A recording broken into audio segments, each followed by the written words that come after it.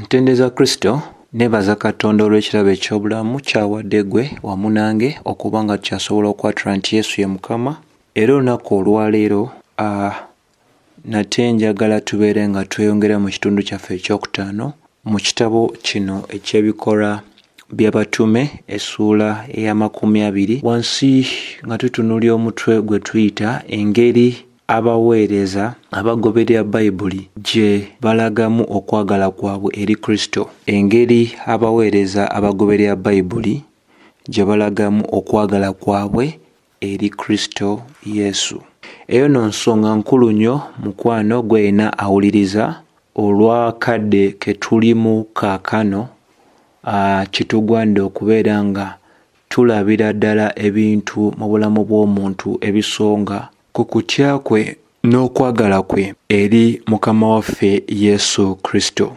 Ebyawandiikibwa nga bwe tusobola okugamba nti byo tebiriiko kye tuyita expiry date. Ebyawandiikibwa emyaka mingi nnyo nnyini ddala.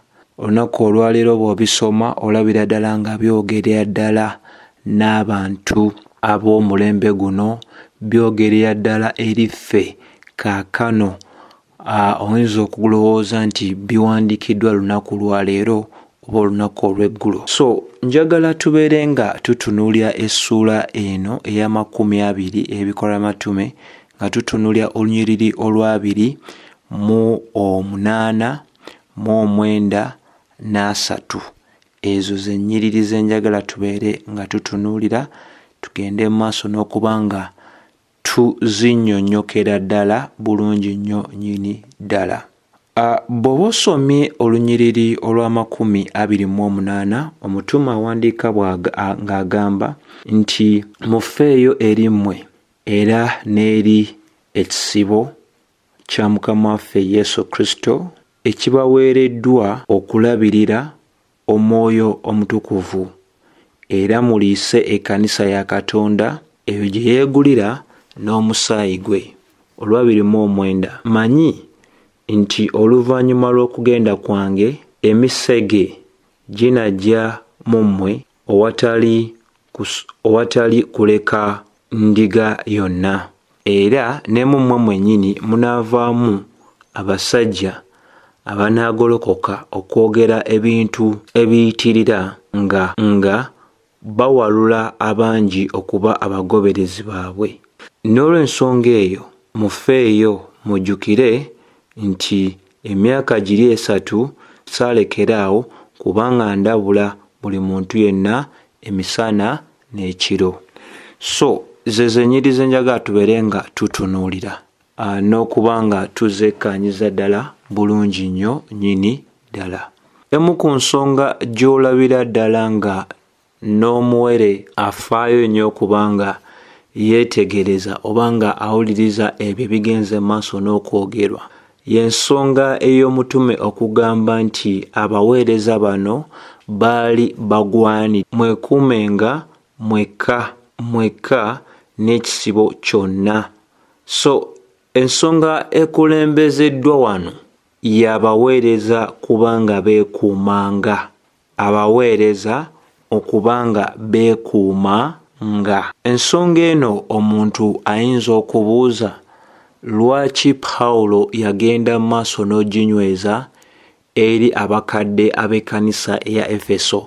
Kikkirizibwa nti omuntu yenna nga tannaba kuba nga akuuma abalala, kigwanidde eri ye okusooka okwekuuma, kubanga era kikkirizibwa oyo atafaayo eri mmeeme ye tasobola kuba mwesigwa eri obulabirizi bw'emmeeme ez'abalala. Nkiddamu, oyo atali mwegendereza atafaayo eri mmeeme ye tasobola kuba mwesigwa kulabirira oba okukuuma emmeeme ez'abalala. Y'ensomesa ya Bayibuli era by'emu ku bintu ebikulu wano bye tutagwande kubanga tubuusa amaaso nti abakadde bano ab'ekkanisa eya Efeso ekisooka okubagambibwa kwe kuba nga beekuuma bokka na bokka, nga bafaayo eri amakubo gaabwe, bafaayo eri enneeyisa yaabwe,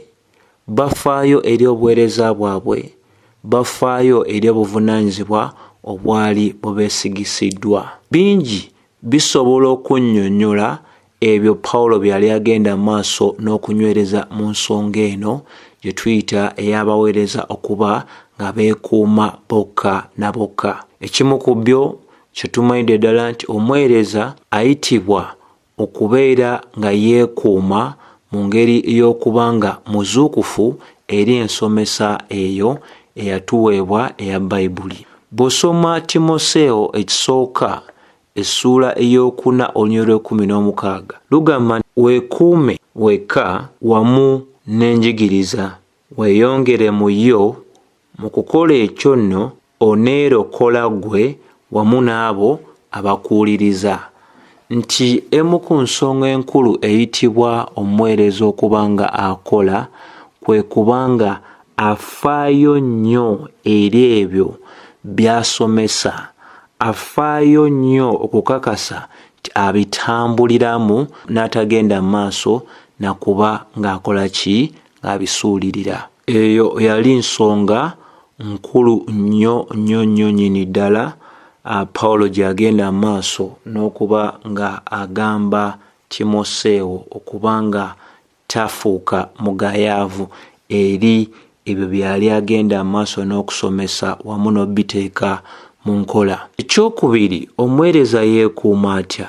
Omuweereza yeekuuma nga asomesa ebyo byonna ebigambo ebya Mukama waffe Yesu Kristo. Bw'osoma Timoseewo ekisooka essuula ey'omukaaga olunyiriri lw'3 lugamba nti singa omuntu yenna asomesa mu ngeri endala n'atagenda maaso na kukkiriziganya ebigambo ebyo ebituukiridde ebya Mukama waffe Yesu Kristo n'enjigiriza egoberera obwakatonda, Bayibuli eraga omuntu oyo wa malala era talina ky'amanyi.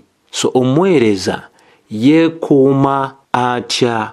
Omuweereza agenda maaso n'okwekuuma nga yeenywereza mu ebyo ebyasomesebwa Mukama waffe Yesu Kristo, nga yeekuumira mu ebyo ebigambo ebya Mukama waffe Yesu. Bayibuli bwetyo bwegenda maaso n'okuba nga ekola ki? Ng'enyweza ku nsonga eyo okubeera nga tugenda maaso n'oginnyonnyokera ddala nti omuntu yenna bw'aba ayigirizanga obulala so nga takkiriza bigambo bya bulamu bye bya Mukama waffe Yesu Kristo n'okuyigiriza okw'okugoberera okutya Katonda, nga yeekulembeza nga taliiko kyategeera wabula okukalambiza obukalambiza. So bwetyo Bayibuli bwegenda maaso n'okuba ng'enyweza nti omuweereza yenna ayitibwa nti mukadde w'ekkanisa ayina kwekuuma nga yeenywereza mu bigambo eby'obulamu, kubanga bw'ogayaalirira emmeeme eyo onaafaayo otya eri emmeeme ez'abalala. Ekirala, omuweereza yenna nga mukadde wa kkanisa agwanidde okuyiga engeri gy'alina okweyisaamu mu nnyumba ya Katonda. Timoseewo ekisooka essuula ey'okusatu olunyiriri olw'15 Pawulo bwe yali awandiikira Timoseewo yamugamba nti singa mba ndudde eyo mpandiika gw'osobole okumanya engeri gy'ogwanidde okweyisaamu mu nnyumba ya Katonda eyo nga ekkanisa eya Katonda omulamu, ng'era enkondo wamu ate n'ettaka ery'amazima. Ti omuweereza yenna kimugwanidde okubanga afaayo nnyo eri enneeyisa ye mu kkanisa, ate era kimugwanidde okumanya ti ye kkanisa si ya Katonda omwebafu oba Katonda atali mulamu naye Katonda omulamu, ng'era ekkanisa eyo y'empagi era ly'ettaka ery'amazima. Nti ebirina okusomesebwa mu kkanisa bigwanidde okubeera nga biri ku musingi gwa mazima, kubanga singa amazima gabeera nga gabula mu ekyo ekiyitibwa ekkanisa, eyo si ye ya Mukama waffe, eyo si ye kkanisa gye tusobola okugamba tesobola okwesigika. Ekirala, omukadde oba omuweereza mu kkanisa agwanidde okubanga afaayo eri ebintu byonna. Ng'afaayo eri ebintu byonna. Timoseewo ekyokubiri essula ya 4 olunyiriri lwa 5 lugamba, but be you watchful in all things. Faayo eri ebintu byonna, gumira okunyigirizibwa era okole omulimo ogw'omubuulizi ow'enjiri otuukirize obuweereza bwo. Nti bintu bingi nnyo omuweereza byagwanidde okubanga afaayo eri byo. Agwanidde okuguma mu masekati g'okunyigiriza, agwanidde okusigala ng'akola omulimo ogw'omubuulizi, agwanidde okubanga afaayo okutegeera ebimuli ku ddyo n'ebimuli ku kkono ng'omuweereza okubanga abeera yeekuumidde ddala bulungi. Bayibuli tekomaawo era ne mu Peetero ekisooka 1:13 eyina ensonga gy'egenda maaso n'okuggusa bw'eti bw'egamba. Egamba, therefore gird up your loins of your mind. Gwe kuuma. So, bw'osoma Peetero ekisooka 1:13 naye enyweza ng'egamba, kale musibenga ebimyu by'amagezi gammwe, mutamiirukukenga, musuubirenga ddala ekisa ekiribaleeterwa Yesu Kristo bw'alibikkulibwa. So, ebyo byonna byakunyweza nsonga y'emu gye tugenze mu maaso n'okuba nga tulaba nti omukulembeze agwanidde okubeera nga akola ki? Agwanidde okubeera nga asiba ebimyu by'amagezi ge, agwanidde okubeera nga abeera n'essuubi erya ddala mu kisa ekya Mukama waffe Yesu Kristo. Era Bayibuli tekomaawo, enywereza ddala bw'osoma ne mu Bakolinso ekisooka olunyiriri olusooka paka n'olwokubiri lutulaga nti omuweereza yenna agwanidde okubeera omulabirizi omwesigwa ow'ebyo ebya Katonda. Oyo atali mwesigwa mulabirizi mulungi ow'ebyo ebimwesigisiddwa Katonda, oyo abeera wa kubeera nga tajja kwanguyirwa ekyo ekigenze mu maaso n'okuba nga kikola kitya? Kitugambibwa. Era Bayibuli y'emu yenyweza bw'osoma mu Bakolinso ekyokubiri 4:2 egamba omuweereza yenna wa Mukama waffe Yesu Kristo agwanidde okwekuuma nga agenda mu maaso n'okwenenya, agenda mu maaso n'okuleka engeri yonna etali ya mazima, engeri yonna ey'obukuusa.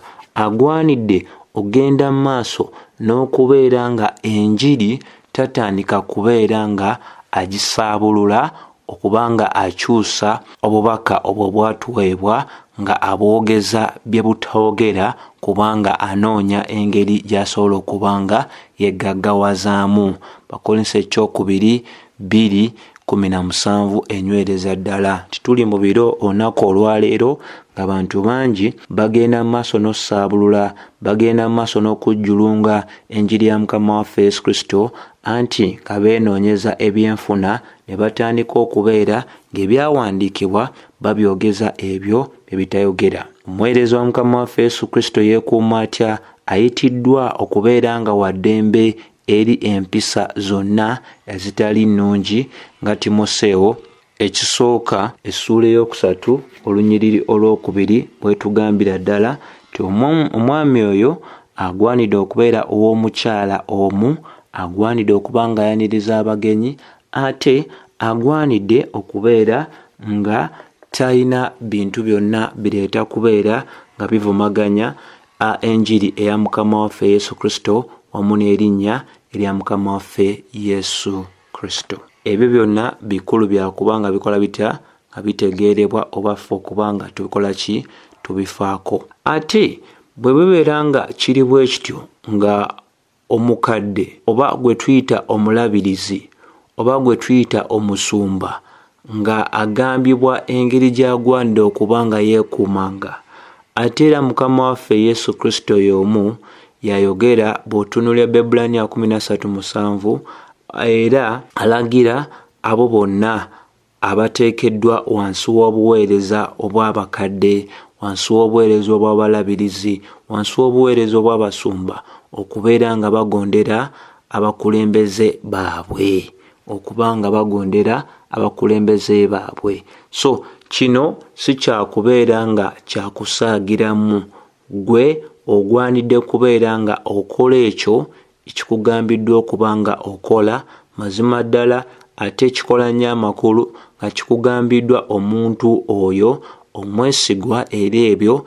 ebituwandiikiddwa nga bw'aba abikwata mu ngeri yaki ey'amazima. So ogwanidde okubeera nga ogondera abakulembeze abo Katonda batadde mu maaso go kasita babeera nga beesigwa eri ebyo ebitulambikiddwa okuba nga tukola tutya nga tugoberera. Wabula oyo yenna asukkuluma ebyo bituwandiikiddwa, Bayibuli etugamba nti oyo bwe tumala omuzuula tugende mu maaso n'okubeera nga tweyawula eri abantu abasomesa ebyo ebiyitirira. Nti ate era kikulu nnyo ekyokuba nga tutegeera nti omuweereza enneeyisa ye terina kontana ne byasomesa, oba enneeyisa ye terina kontana n'ensomesa eya Bayibuli.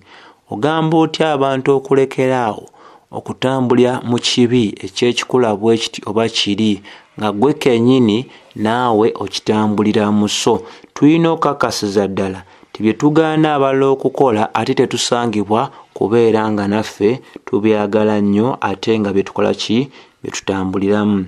Ekirala kye tulabye wano mu Bikola by'Abatume Bayibuli kyegenze maaso n'okuba nga enyweza ng'era tetugwande kuba nga tukiisaako maaso, kye ky'okugamba nti n'endiga zirina okuba nga zikuumibwa, nti omulabirizi oba omukadde oba omusumba teyeekuuma yekka na yekka, wabula agwanidde n'okukuuma endiga oba ekisibo ekyo ekya Mukama waffe Yesu Kristo. Engeri gy'akikuumamu Bayibuli era erambulira ddala bulungi. Agwanidde okulangirira okusalawo kwa Katonda, asaanidde agwanidde okulangirira okusalawo oba ekigendera kya Katonda kyonna, agwanidde okubanga Abakristaayo abalaga engeri gye bagwanidde okutambulira mu bulamu buno obw'Ekikristaayo obwesa Katonda ekitiibwa, Befeso 4:1, Filipi 1:27, Bakolosaayo 1:10, Basonika 2:12. Era agwanidde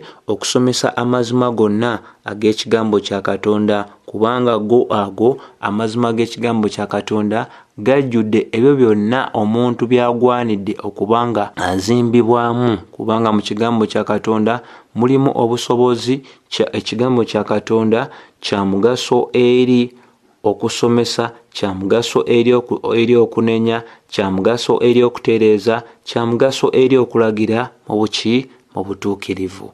Tebikomaawo, naye era tulina n'ebintu ebirala ntoko bye tugwanidde okuba nga era twetegereza mu lunyiriri luno olwa29 olw'Ebikola by'Abatume, kubanga ensonga lugigaziyiza ddala okuggyako ng'oli asazeewo okuba nga abuuka lubuuke luno olunyiriri olwa28. Bwe luvaawo lugenda mu maaso ne lugamba nti omulabirizi ng'amaze okwekuuma yekka na yekka n'abeera nga atutteyo n'eddaala ery'okuba nga akuuma abo, afaayo eri ekisibo kya Mukama waffe Yesu Kristo, ate era agambibwa okubeera nga obuvunaanyizibwa obumuweereddwa Omwoyo Omutukuvu obw'okuba nga mulabirizi ate nga musumba eri ekkanisa ya Katonda. Obuvunaanyizibwa obwo kikulu nnyo okuba nga omuntu ono ategeera tekye kimuweereddwa okuva eri Omwoyo Omutukuvu okuba nga ye agenda mu maaso n'okirabirira. Agwanidde okubeera nga akissaamu ekitiibwa era agwanidde okubanga obuvunaanyizibwa bwe abutwalira ddala nga ensonga enkulu nnyo nnyini ddala, kubanga amuwadde obuvunaanyizibwa si ono oba oli, naye amuwadde obuvunaanyizibwa ye Katonda mwene. Era bw'osoma mu Peetero ekisooka essuula ey'okutaano, Peetero yawandiika ng'agamba abakadde abo bonna abali mu mmwe mbabuuzaako, kubanga nange nze omu ku abo abakadde era omujulirwa ow'okubonaabona okwa Kristo Yesu, era agabana mu kitiibwa ekyo ekinaaba kibikkuliddwa olw'okubiri.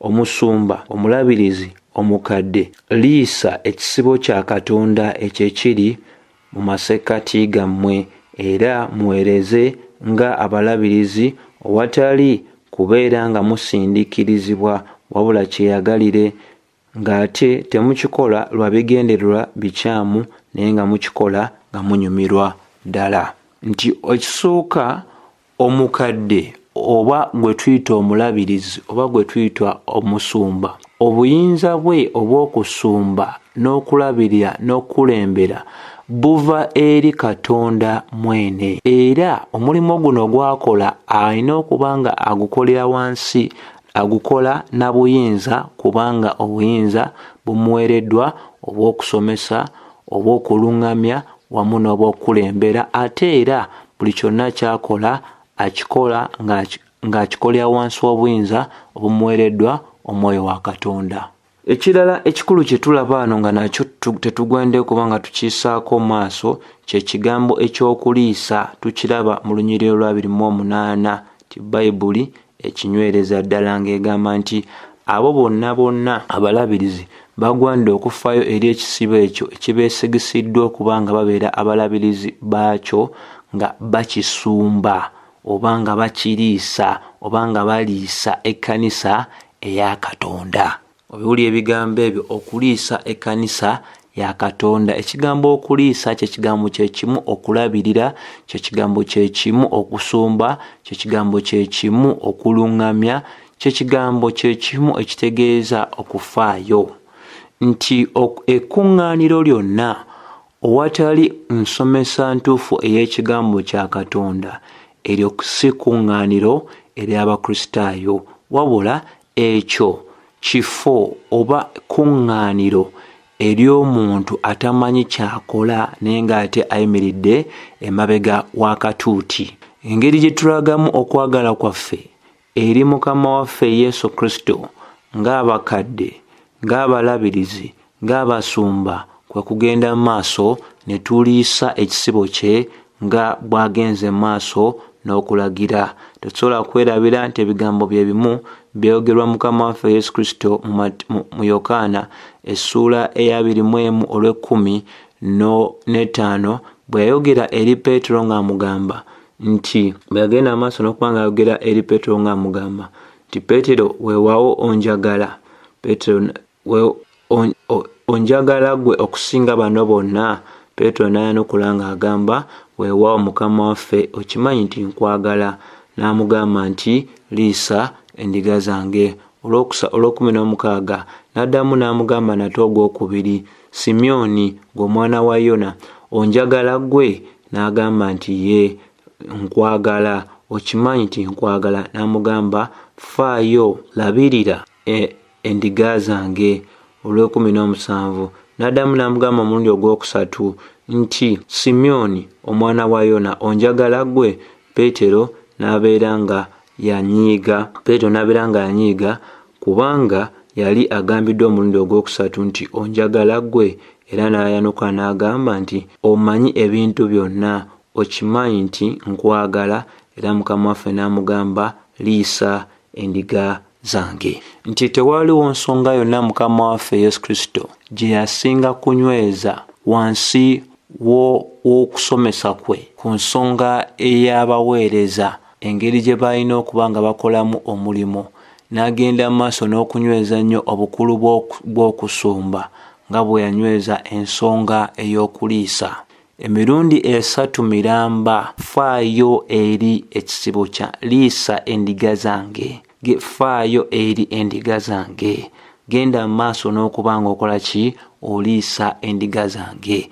Ekyo ne kitegeerekeka bulungi nti abantu be tuyita Abakristaayo si ba musumba oyo abasumba. Abantu abo ba Mukama waffe Yesu Kristo. Era ono omusumba oba omukadde oba omulabirizi, muddu oba muweereza wa Mukama waffe Yesu Kristo.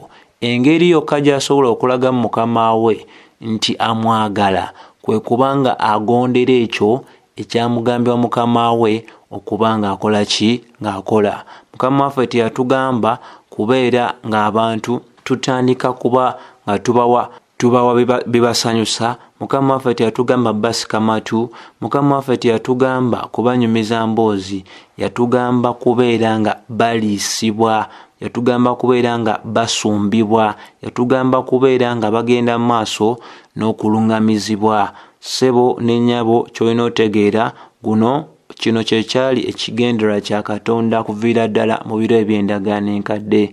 Bw'osoma Yeremiya 23:4 ng'agamba alinoonya abasumba abanaagenda maaso n'okulabirira ekisibo kye. Jjukira mukwano, tetugwanidde kubanga tujjuza, kye tugwanidde okukola kwe kujjuza akatuuti n'ekigambo kya Katonda. Jjukira namulondo y'ekigambo kya Katonda ke katuuti. Akatuuti akataliiko kigambo kya Katonda ako si ke katuuti akagwanidde okwogera eri abaana ba Katonda. Omuweereza yenna nga John MacArthur bw'ayogera agwanidde okweraliikirira olw'obutabeera mwesigwa eri mukama we, ate ekiseera kye kimu omuweereza oyo agwanidde okubeera omusanyufu bw'abanga mwesigwa eri mukama we. So gwe yenna awuliza kye njagala okuba nga ngamba nti okuliisa okw'ekisibo kya mukama waffe Yesu Kristo ku bigambo ebya mukama waffe Yesu Kristo eby'obulamu y'engeri yokka esobola okuleetera abakristaayo okuba nga batandika okufaananira ddala Kristo Yesu. Owatali kubuulira na kusomesa, ekkanisa egenda maaso n'okuba nga efiirwa omutima gwayo, kubanga omutima gw'ekkanisa kwe kubuulira n'okuyigiriza, kwe kubuulira n'okuyigiriza. Timoseewo bw'etyo bw'egenda maaso n'enyweza essuula ey'okuna olunyiriri olw'okubiri. So kigwanidde okutegeerekeka nti okubuulira n'okusomesa okw'abo abaweereza abeesigwa kuleetera abantu okubeera nga bakakkanyizibwa wansi w'obuyinza obw'ekigambo kya Katonda, ekibaviirako okuba nga tebeenoonyeza byabwe naye nga banoonya okukola ekigambo kya Katonda. Ssebo ne nnyabo, kikulu nnyo ffe okuba nga tutegeera tekkanisa teri waggulu wa kigambo kya Katonda. Ekkanisa eya Kristo Yesu eri wansi w'ekigambo kya Katonda. Ensomesa ennungi y'ekigambo kya Katonda ereetera abantu okubeera nga bassibwa wansi w'obuyinza obw'ekigambo kya Katonda, nga tebannaba kubaako kye bakola bajja kwebuuza kino kigulumiza Katonda oba kino tekigulumiza Katonda. Lwaki ensonga y'ekigambo nkulu nnyo kubanga kye kiriisibwa abantu, kubanga ekyo mukama waffe Yesu Kristo kye yasongako. Teyasonga ku kirala, yasonga ku kigambo kye, kubanga ekigambo kye kye kitwawula. Yokaana 17:17 kye kigenda mu maaso okubanga kitutukuza. Yokaana 17:17 egamba obatukuze n'ekigambo kyo, ekigambo kyo ge mazima. Ekigambo kya Katonda ate era kye kigendera ddala maaso n'okubanga kituliisa ne tukola. Tujjukire Peetero ekikuba ky'okumeka, Peetero ekisooka essuula ey'okubiri olunyiriri olw'okubiri. Era bw'oba osomye mu Bikolwa by'Abatume, Bayibuli erina akalala keegattako ke saagala tubeere nga tuyisaako amaaso, kwe kugamba nti Katonda mwene yagula ekkanisa n'omusaayi gwe. Eno ekkanisa eyogeddwako sigamba zino ez'abantu, ngamba ekkanisa eya Katonda. Mubaamu okusomesa okw'ekigambo kye, mubaamu okugondera ebiragiro bye, mubeeramu embeera ey'okuba nga abantu banoonya okuba nga basanyusa mukama waabwe. So ekkanisa eyo eya mukama waffe Yesu Kristo erimu okusomesa okw'ekigambo kye. Kikulu nnyo ffe okuba nga tutegeera nti Bayibuli etulaga nti Katonda mwene yeegulira ekkanisa eyo n'omusaayi gwe. Nga omu ku bakakeesa abo mu kyasa ekyo-17 bwe yayogera ayitibwa Matthew Henry, yagamba nti ensi ya Katonda olw'obuyinza oba olw'eddembe olw'okuba nti eyagitonda oba eyagiteekawo. Ate era yagenda maaso n'okwogera nti ekkanisa nayo yiye olw'eddembe oba olw'obuyinza obw'okuba nti yagigula. Ebyo bikulu byakuba nga tutegeera. Tugamba nti ensi ya Mukama n'ebirimu byonna kubanga yagitonda, kubanga yabikola byonna bye tulaba ne bye tutalaba. Naye ate era ekkanisa nayo yiye olw'okuba nti yagigula n'omusaayi gwe. Yokaana 1:29. Yokaana omubatiza bwe yalengera Mukama waffe Yesu Kristo ng'ajja mu mazzi ag'okubatizibwa yagamba nti lengera akaliga ka Katonda kajja kumalawo ebibi by'ensi eno. So tugwande n'okujjukira ebigambo ebyayogerwa Mukama waffe Yesu Kristo mu Yokaana 17:6. Ebigambo ebinywereza ddala nti nze ndaze erinnya lyo eri abasajja bano be wampa okuva mu nsi, baali babo naye n'obampa era bakuumye ekigambo kyo. Kati jjukira kino Bayibuli kyegenda maaso n'okubanga enyweza nti ekkanisa eno erimu abantu kitaffe mu mirembe ensi eno nga tenaba kubanga ebaawo yali yasiima era yasiima n'abaako abantu be yawa omwana we nga ekirabo ekyokwagala kwe eri omwana we. Era abantu abo olunaku olwaleero be tuyita ekkanisa, bw'osoma mu Bakorinto ekisooka 10:32 ekkanisa ekolebwa Abayudaaya ne bannamawanga. Isirayiri Katonda yagiweerayo abantu, Isaaya 43:3, naye ate ekkanisa Katonda mwene yagisasulira. Bonna abaweebwa Kristo Yesu be bwe yagenda mu maaso n'afuuka ekitambiro ekyaki eky'ebibi byabwe.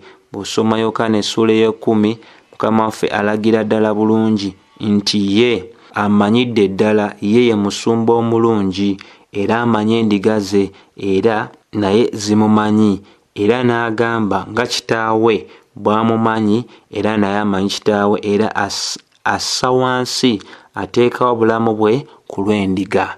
So bino bigambo bikulu nnyo nti Mukama waffe Yesu Kristo yawaayo obulamu bwe ku lw'endiga ezo ezaali zaamuweebwa kitaffe ali mu ggulu. Naye kino kyaliwo kitya? Mukwano ogwanidde okuba ng'otegeera nti omusaayi gwa Kristo Yesu gwali musaayi ogwa nnamaddala, gwali musaayi ogwa Katonda mwene, kubanga Kristo yalina ebikula bya mirundi ebiri nga biri mu muntu omu. Kristo yali 10 ku kinne waakyo Katonda, ate yali 10 ku kinne waakyo muntu.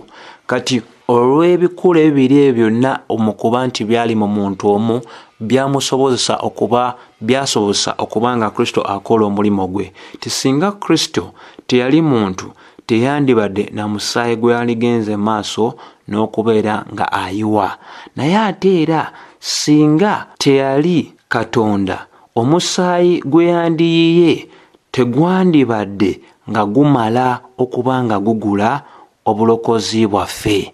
Bassebo ne bannyabo, bino byewuunyisiza ddala nti mu muntu omu mwalimu ebikula bibiri, mwalimu Katonda ate mwalimu omuntu, nti tebitabikibwa Katonda ate muntu, naye nga biri mu muntu ogwo omu. So ekyokubeera ye nti yali Katonda, omusaayi ogwayiika nga gwa muntu gwalina obusobozi mu gwo okubeera nga gusaanyiza ddala abo bonna be yafiirira okuba nga teri n'omu ku bo asobola kubula. Obwo Bayibuli bweyogerako nga obugagga obw'amagezi ga Katonda.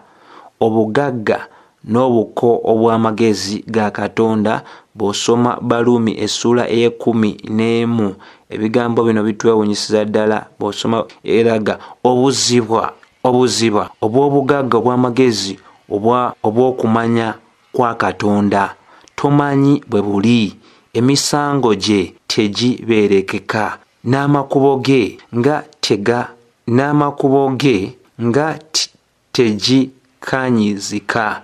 So bino byonna binnyonnyola obukulu obwa Katonda waffe. Era Pawulo bwe yali asabira Abeefeso nga agazya ku mukwano ogwa Mukama waffe Yesu Kristo gwe yatulaga mu Befeso 13:18, Pawulo yagamba nti mulyoke muweebwe amaanyi okukwatanga n'amagezi wamu n'abatukuvu bonna obugazi obw'obuwanvu n'obugulumivu n'okugenda wansi bwe buli, otegeere okwagala kwa Kristo okusinga okutegeerwa, mulyoke mutuukirire mu kutuusa okutuukirira kwonna okwa Katonda.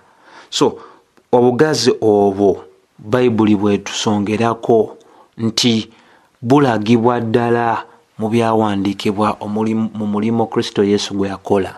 Bibulaniya 9:12 bwe yayingira watukuvu eraga nti tiyayingira na musaayi gwa nnyana oba gwa ndiga, wabula yayingira n'omusaayi gwe mwene n'atugulira obulokozi obutagwawo. Peetero ekisooka 1:18 Bayibuli etulaga nti olw'omusaayi gwe ogw'omuwendo yatugulira obulokozi. Ku Bikulu 5:9 Bayibuli tugamba yagulira Katonda abantu n'omusaayi gwe. Bw'osoma ate Ebikola by'Abatume essuula ey'okumeka 29 essuula ya 2 olunyiriri lwa 29 lugenda maaso nalwo ne lutugaziyiza ne betugwanda okubanga nabyo tufaako bwe lugamba nti mmanyi nti oluvannyuma lw'ogenda kwange. Biwulira ebyo omutume yamanya nti okugenda kwo yali agenda kyeyali agenda okuleka emabega kyali tekigenda kubanga kiki nga kyangu nnyo nnyini ddala. Kyava yogera bino byayogera Omwoyo Omutukuvu n'agamba nti nze mmanyi nga bwe ndimala okuvaawo emisege emikambwe giriyingira mu mmwe, tegisaasira kisibo, era mu mmwe mwekka muliva abantu nga boogera ebigambo ebikyamya okuwalula abayigirizwa ennyuma waabwe. So ebigambo ebyo bikulu bya kubanga nabyo tubifaako. Ti Bayibuli bweyogera ku misege emikambwe era kino kisonga ku abo be tuyita abasomesa ab'obulimba, era emisege emikambwe gitegeeza abantu abatasobola salikako mu maaso, abalina enneeyisa nga ya nsolo, abalinga abo abalina ekigendererwa nga kyakusaanyawo omubiri gwa Mukama waffe Yesu Kristo, abo abatayagalangako Mukama waffe Yesu Kristo era mu kuba nti tebamwagalangako y'ensonga lwaki bakyawira ddala, bakyawa n'ekisibo ekya Mukama waffe Yesu Kristo. So Mukama waffe yaboogerako nga emisege egyambadde eddiba ery'endiga. Era olunaku olwaleero waliwo abantu bangi abeeyita abasumba naye nga ekigendererwa kyabwe si kukuuma kisibo kya Katonda, kubanga bo bennyini misege, ate mu kuba nti bo bennyini misege baggulawo enzigi z'ekkanisa nga bagigulyawo emisege emirala okuba nga girya ekisibo kya Mukama waffe Yesu Kristo. Gwe yenna omukulu ekimala bino ogenze maaso n'obiraba nga bibeerawo. Conferences, seminars ne zifuukanga conferences naye nga mu conference emu erimu abayitibwa abasomesa nga 10 oba 5 mu lunaku lumu, bonna basomesa bibanyumira naye nga buli amala okusomesa asaba ekiweebwayo wiiki namba nga bali ku bantu bakola ki, babakalakata. So kikulu ffe okuba nga tutegeera nti bano abeeyita abasumba balina obubondo bwabwe obw'enjawulo era balina n'ekigendererwa, kubanga osobola okwebuuza omuntu asasulwa omusaala okukola omulimu gwo ogw'obusumba, lwaki ogenda mu maaso n'obeera nga totuukiza mulimo gwo? Ekigambo eky'Olyonaani kye tuyita fidomai kyo kitegeeza nti abantu bano tebaabe na busaasizi era teri amanyidde ddala banaakoma ddi embeera ey'okubeera nga bakambwe eri ekisibo kya Mukama waffe Yesu Kristo. Bw'otunuulira Bayibuli etulaga nti abamu baviira ddala wabweru ate abalala ne baviira munda. Naye ate olwasatu lugamba nti ne mu mmwe mwennyini munaagolokokamu abasajja. Tekitegeeza okuva munda mujja kuvaayo abantu abagenda maaso n'okudibaga amazima ag'ekigambo kya Katonda nga anti balina ekigendererwa eky'okwefunira abagoberezi. Bayibuli ebyo ebiragira ddala mu Peetero 2:3-16, Bagalatiya essuula ey'okutaano olunyiriri lwa 7 paka olw'15 wamu ate era ne Bafiripi essuula ey'okusatu olunyiriri olw'okuna, nti abantu bano aboogerwako si balala, abantu bano balya olukwe mu njiri. Sajja nga Bayibuli beeyita, bw'oba osomye mu Timoseewo 2 mulimu abasajja ab'enjawulo Bayibuli beesongako era amannya gaabwe ge gano, mannya amakakali ekitegeereza ddala nti n'obulamu bwabwe nabo baali basajja bakakali nnyo mu kubeera nga balina ebigendo ebikyamu. Ebigamba kino okimanyi nga bonna abaali mu Asiya bankuba amabega ku bo ye Fugero ne Kerumogeni. Fugero ne Kerumogeni. Bayibuli ebalaze nti bamu ku bantu abeefuulira Pawulo era baali munda mu kisibo. Bw'osoma Timoseewo ekyokubiri essuula eyokubiri olunyiriri lw'ekumi era erina n'abalegamba nti ekigambo kyabwe kirirya nga kookolo ku bo ye Kumenaayo wamu ne Fireeto. Abo Bayibuli ebaatula lunye. Kumenaayo wamu ate era ne Fireeto baali bantu abalina enjigiriza ezaali tezigwanidde kubanga omuntu azeesembereza. Bino baba babikola mu kyasa ekyasookera ddala ng'ekkanisa yali ezimbibwa. Lowoozaamu ebiro bye tulimu twetooloddwa agabbi gangi nnyo nga gakulu mu myaka agalala gato mu myaka naye nga gonna ebigendererwa byago kubeera nga gekkusa, kubeera nga geeyagaliza, kubeera nga gatuukiriza ebigendererwa byago.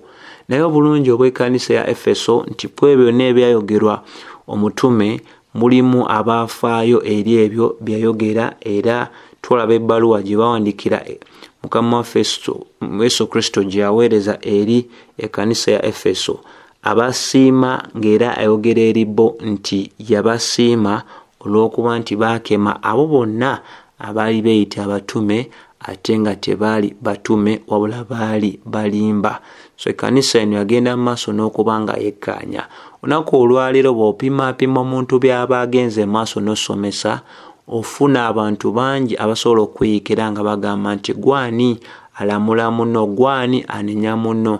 Naye ng'ate Bayibuli tetugaana kubeera nga tukema ebyo abantu bagenda maaso n'okusomesa. Ibanga bikontana n'ebyo byatuweebwa, tetugwande kuba na nkolagana nabo, tugwande kubeera nga tubeewala. Omu ku bakakensa b'omu kyasa eky'e15 yaleetebwa John Calvin yagenda maaso n'agamba nti omusumba agwanda okubeera n'amaloboozi ga mirundi ebiri.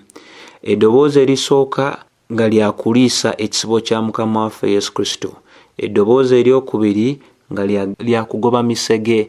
So yengeri yokka tulina okuba n'eddoboozi erisumba abo aba Katonda, ate tugwande n'okuba n'eddoboozi erigobawo emisege egiyinza n'okuba nga giri mu ffe nga girina ekigendererwa eky'okusaanyaawo omulimo oguba gugenda mu maaso n'okuba nga gukolebwa. So Pawulo alaga nti era ng'anyweza n'abagamba mmwe mujjukire emyaka gye namala nammwe 3 giri saalekeraawo kulabula misana na kiro. Omusajja ono mu ngeri emu bwe natwebaza Katonda olw'obulamu bwe nti abo bataasobola kutuukako misana yabatuukako kiro, bataasobola tuukako mu kiro yabatuukako emisana. N'akadde ke walirowoozeza nti yali awumudde ate yagenda mu maaso n'okulabula. Kikulu nno eriffe naffe obutalekeraawo kulabula. Eri abatuukirivu tubalabule osigala mu butuukirivu, eri abali mu bukyamu tubalabule okukyuka bave mu bukyamu bakkirize enjiri beenenye amakubo gaabwe amakadde nga Ezekieri 3:16 paka 21 naye obwegendera ddala maaso n'okuba ng'ekola ki ng'enyweza. So bino bikulu nnyo nnyini ddala ku nsonga eno gye tugenze maaso n'okusimba eyogamba nti abakadde abagoberera Bayibuli ngeri ki gye basanyusaamu, ngeri ki gye balagamu okwagala kwabwe eri Kristo. Tutunuulidde ebintu bingi nnyo naye nga ekisinga obukulu kwe kubeera nga baggufu ng'oba basanyufu nnyo mu kubeera nga batuukiriza ebyo eba bibagambiddwa Mukama waffe Yesu Kristo okusinziira nga ebitulagiddwa mu byawandiikibwa.